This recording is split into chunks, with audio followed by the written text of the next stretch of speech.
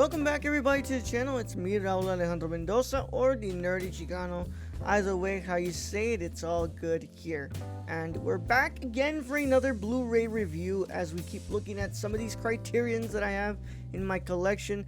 Last week we talked about Portrait of a Lady on Fire. The week before that we did Mirror, and we've done a lot of great films here so far, and today we're going to be looking at another one from my Criterion collection. Of course, I want to thank you all so much. It's been a pleasure doing these videos, but also it's been a pleasure seeing the actual growth that is coming with this channel, and I'm enjoying that, you know, we all have this shared space where we can share our love of physical media together, and I've been enjoying that so much. So thank you all so much for the subs and for all that wonderful stuff. Of course, I would like to remind you all so much that if you like this video, make sure that you're leaving a like on the video. Make sure that you're going to the subscription. Make sure you're going to subscribe to this channel and you turn on the notification bell so that way you don't miss a single lick of content that comes to the channel, and you're sticking around here for the long haul because you love physical media. And if you love physical media, this is a channel for you.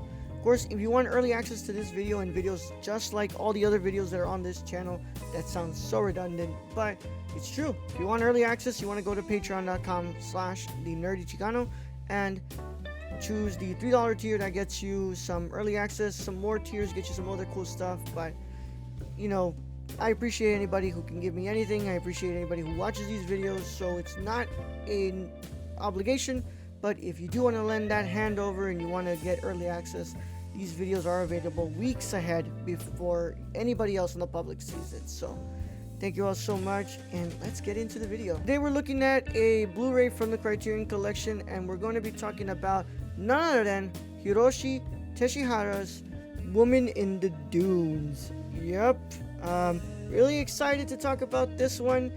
Of course, I've already done a cinema condition episode on this one. I did it with my good friend Leah Burns, and you can check that out on the channel here as well.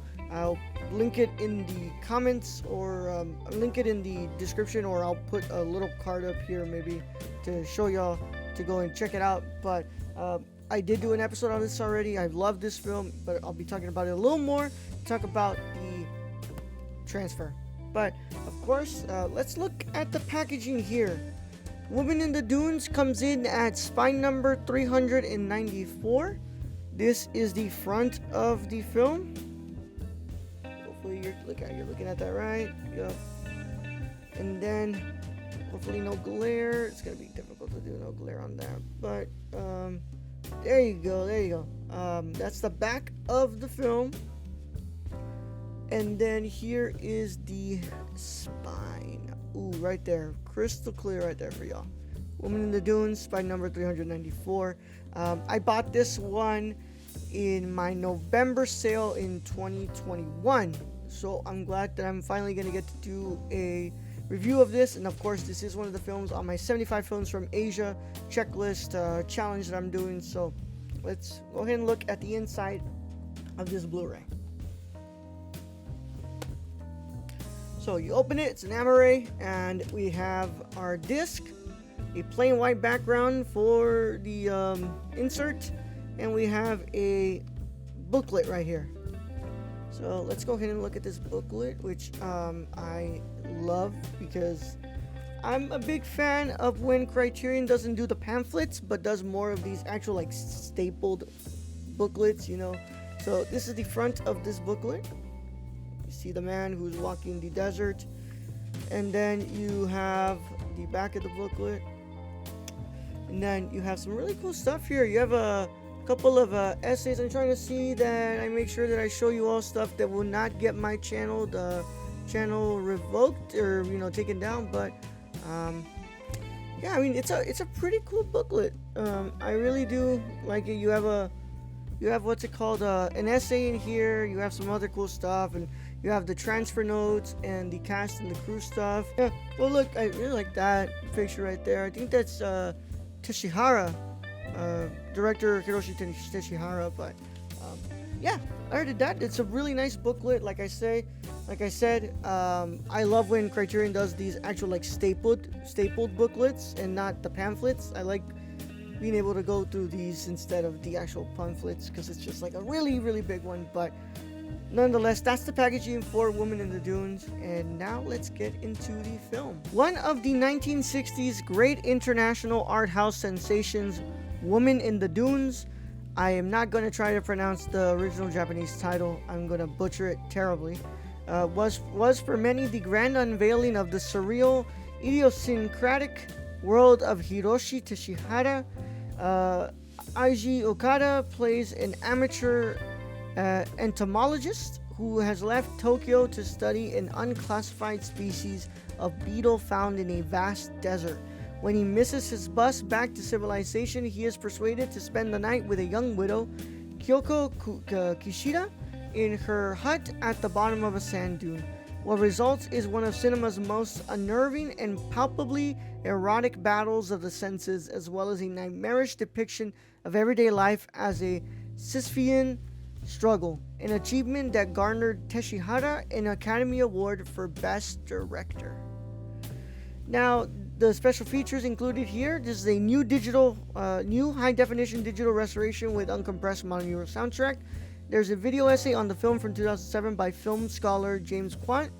There are 4 short films in this Criterion release from director Hiroshi Teshihara's early career: Hokusai from 1953, Ikebana from 1956, Tokyo 1958 from 1958, and Ako from 1965.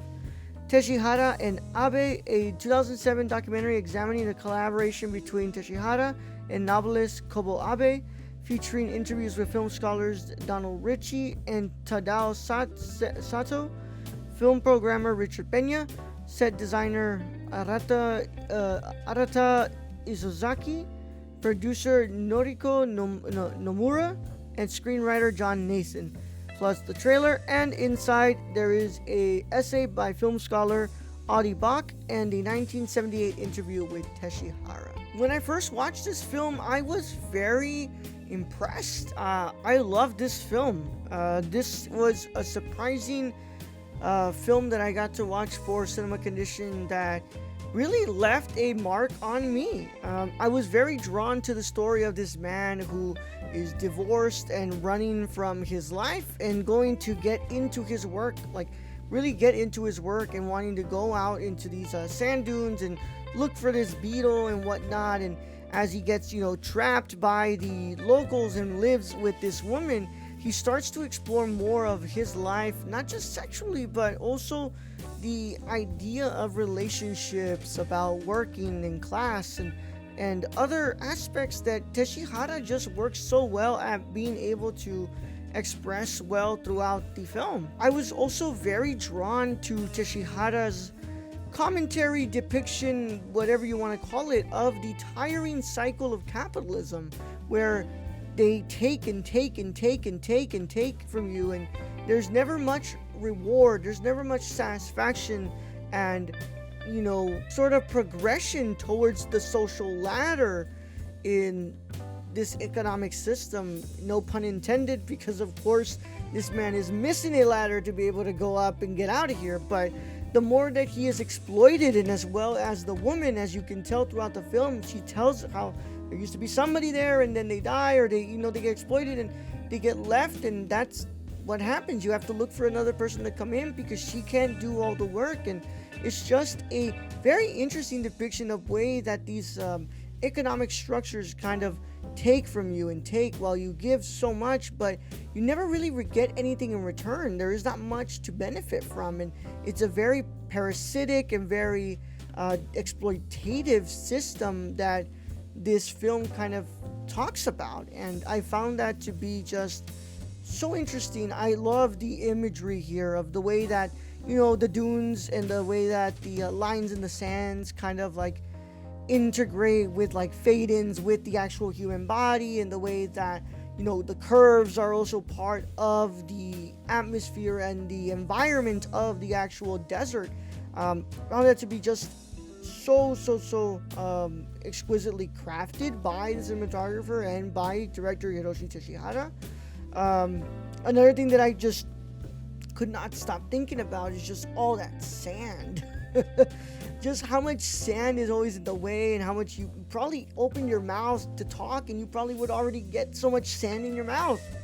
Um, it's such an expressive detailing here where they talk about just how annoying and how invasive sand is, but in a way that is also life. It's very invasive, and especially work is very invasive and very annoying. And there are so many things that kind of Tachihara jumbles here, and he just expresses them in such an interesting narrative. And I love the performances, and the music is so odd and so ominous, and it really creates this really intense atmosphere where you never even know if this guy's gonna get out or not. And by the end, of course, you know that he gets out, he comes back, but he also finds a way to create water with the sand, and it just is an incredible film. I love this film a lot. I gave it a 4.5 on my letterbox. It's a near perfect score. The only thing that kind of holds it back is a bit of its slow pace.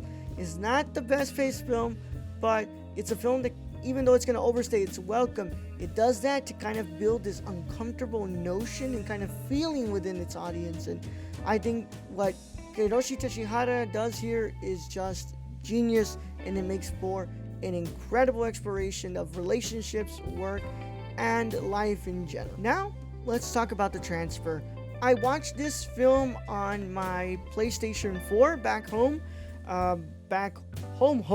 not just where I was before, but back home. As you can tell in that video with Leah, I watched this film back when I was in my hometown and I was living there. I did not have my 4K player yet. I didn't have any of that stuff yet. I watched it on my PlayStation, on my TV, and I'm not even gonna lie, this film looks great.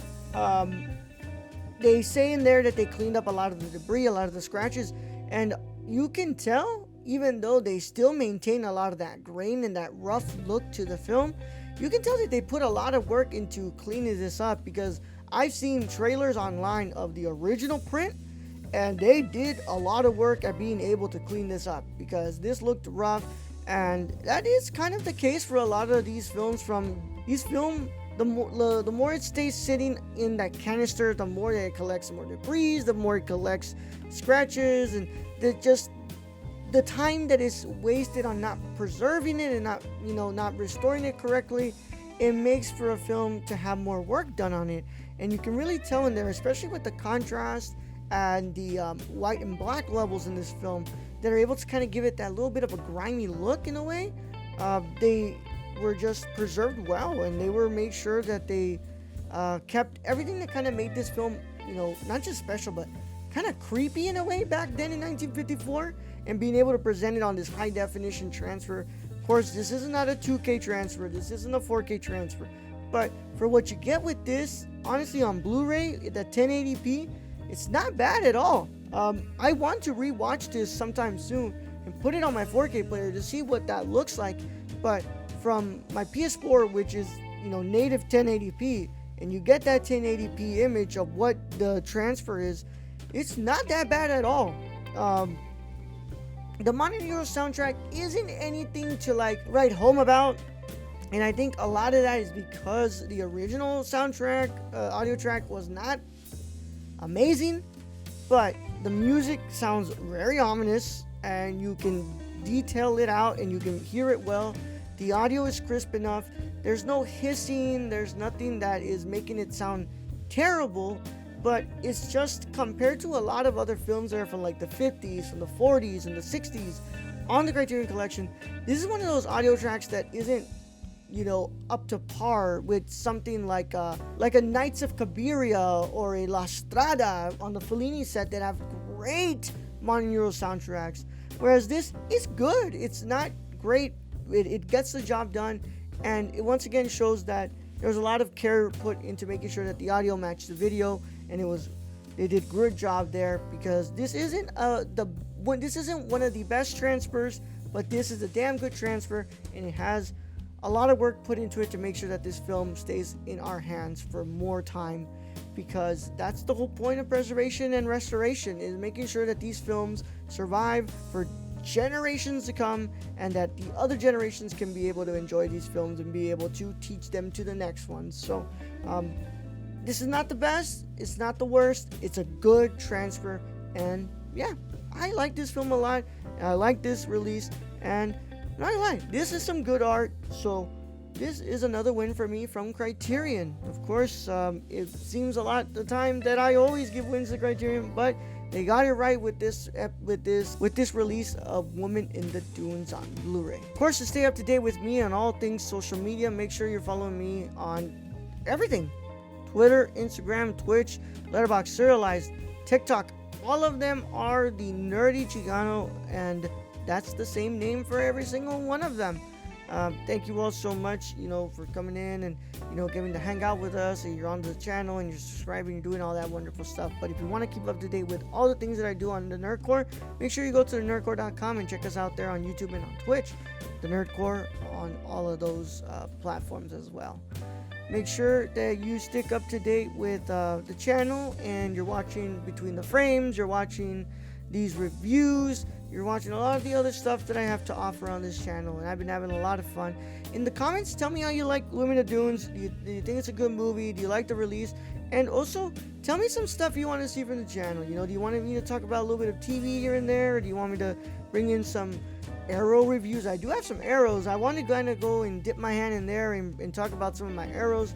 I have like 6, maybe 4, like 5 or 6. I can't remember. There's one that I definitely can't see because it's a region Region A release, so I can't actually watch it. Other than that, let me know what's up. Let's talk. I want to talk in the comments with y'all. And of course, it's been a wonderful time, and I enjoyed talking to you all about Hiroshi Teshihara's Women in the Dunes and the Blu-ray from Criterion. But in the meantime, it's been a pleasure, y'all. By wonderful cinephiles and renowned scholars, celebrate the love of cinema today, tomorrow, and every day after. Catch you all in the next one, guys. Bye.